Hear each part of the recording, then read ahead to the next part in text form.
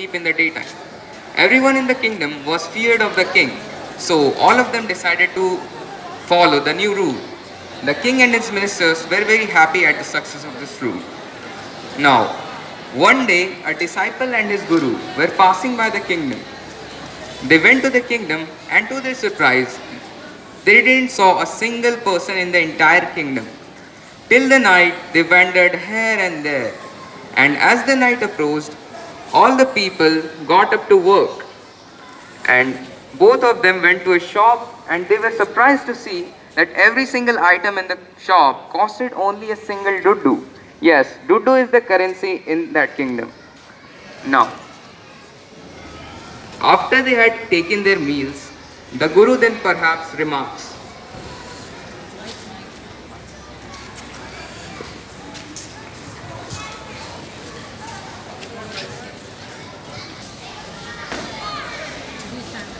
Kingdom of fools. This is no place for us. Let's go. I don't want to leave this place because I can eat whatever I want at a very cheap rate.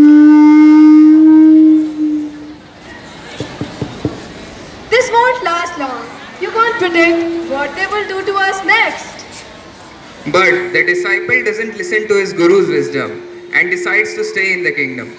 Even after a lot of persuading, when the disciple doesn't listen to his Guru's wisdom, the Guru gets fed up and says, Alright, you may think of me if you need my help. The Guru, after the Guru's leave, the disciple then eats apples, bananas, wheat, and ghee every day and becomes as fat as a sacred bull. His house dies of a wall collapsing on his head. His brother was very worried, so he comes to the king's court the very next day.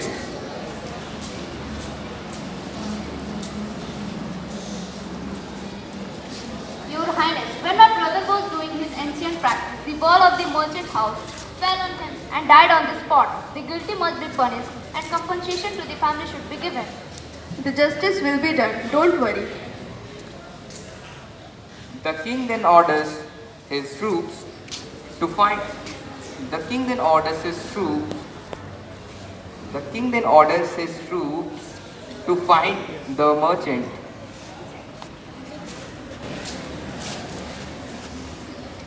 What's your name? My name is Nabeel, Your Highness. Were you at home when the theft took place? Yes, my lord. He broke the wall and it was weak, so it fell on him. Then you are found guilty. You have murdered a man. You will have to be punished. Lord. The merchant exclaimed in front of everyone in the court. It was not me who built this wall. Punish the person who made this wall. I didn't build it. Who is that? My lord, this wall was built in my father's time. I know the person. He lives nearby. The man who built the wall was now an old man. He was called to the court.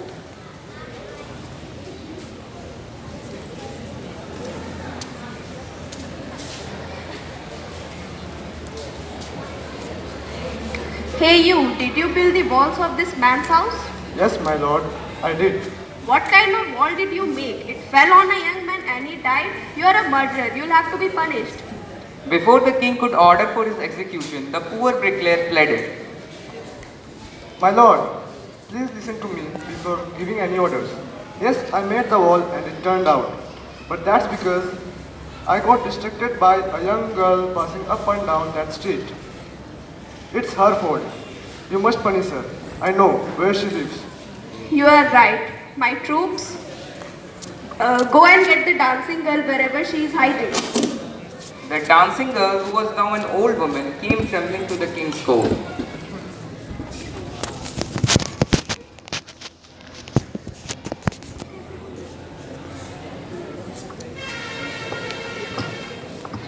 Did you walk up and down when this young man was building the walls of the merchant house? Yes, my lord, I remember it very well. You were young and distracted him, so he built a weak wall. That wall has fell on a man. You are a murderer. You'll have to be punished. I know. That time I had eaten some goat. The goat made some ornaments out of it. He was very lazy and made me go there a dozen times. That was when the bricklayer saw me. My lord, it's a damn goldsmith fault. I think we got the real culprit at last. Troops, bring that Bring that goldsmith wherever he is hiding. The goldsmith was then called to the court.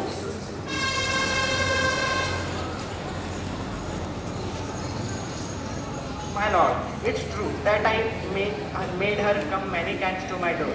I made excuse because I couldn't finish her making jewelry before the rich merchant's order. They had a wedding coming and they wouldn't wait. You know how this man are how this man is impatient. Who is this rich merchant? The goldsmith then named the merchant, and he was none other than the same merchant whose wall had fallen. Now, the merchant was again rudely summoned back to the court. It was not me, but my father who ordered the jewelry. He is dead. I am innocent. It's true your father is a true murderer, he is dead. But somebody must be punished at his place. My troops, go and get a stake ready for his execution. But turns out that the merchant's neck was too thin to fit in the stake. The king was very worried, so he gave his troops the order to find a man fat enough to fit in the stake. And that was when they found the disciple who had fattened himself.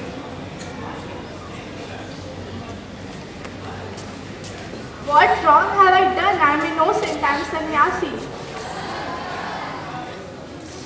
That may be true, but you are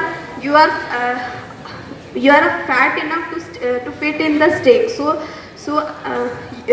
You have to be executed.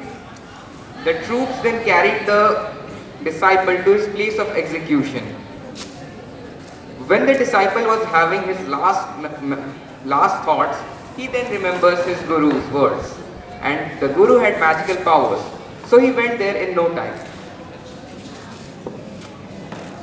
Oh wise king, tell me who is greater, the guru or the disciple? The guru, of course. Then put me to the stake first. Me first, put me to death first.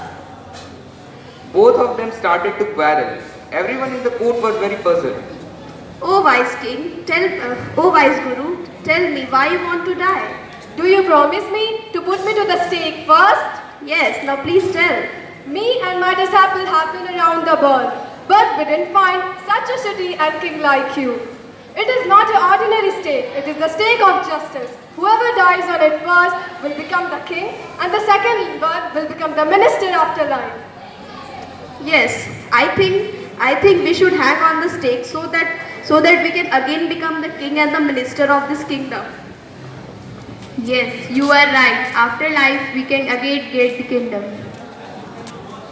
Now, when the time of their execution came, the king and the minister disguised themselves as the disciple and the guru and went to their places and got executed. When the very next day the bodies were thrown, the people were shocked to see the bodies of their king and minister. Then all the people in the kingdom decided to catch the disciple and his guru who were preparing to leave the kingdom.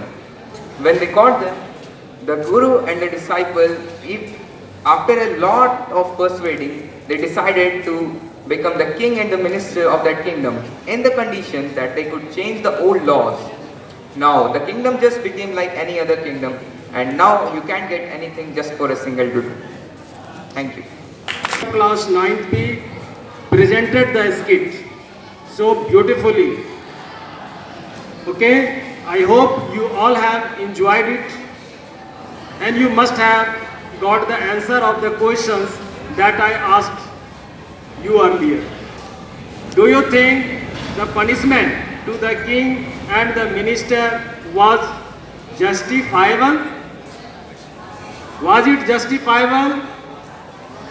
Yes, it was justifiable, because he was punished for justice, in the name of justice. Otherwise, the day will be night and the night will be day. Dudu will be prevailing there. So to set the right rule in the kingdom, the punishment to the king was right. And do you think the people of the kingdom of fools were foolish? Do you think the people of the kingdom were foolish? Yes or no? No. If your answer is yes, then you are wrong. It is wrong. The people were not foolish. They were made to be foolish. In fact, they made the Guru and the disciple their kingdom and the ministers. They wanted right things.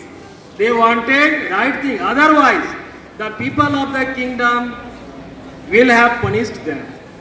But they made them his king and the minister. So all of you will stand up.